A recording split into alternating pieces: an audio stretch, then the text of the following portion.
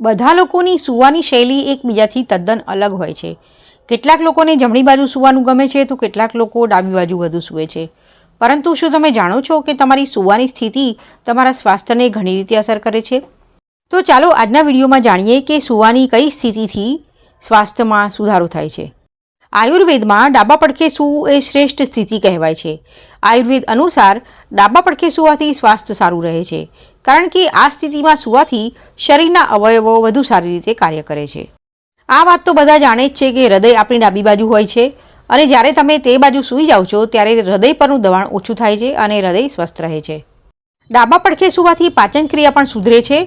હકીકતમાં ડાબા પડખે સૂવાથી શરીરમાં હાજર કચરો સરળતાથી નાના આંતરડાથી મોટા આંતરડામાં પહોંચે છે.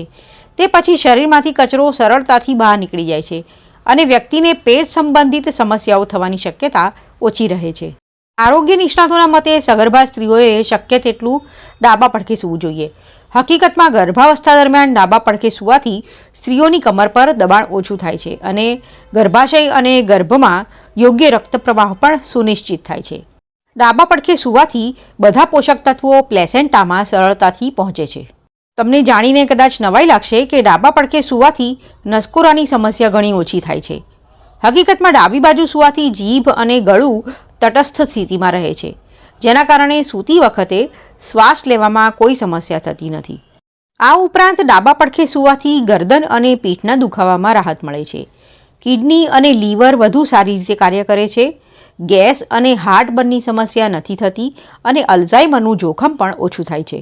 તો મિત્રો, વિડીયો જોવા માટે તમારો ખૂબ ખૂબ આભાર. ફરીથી મળીશું, ત્યાં સુધી આવજો.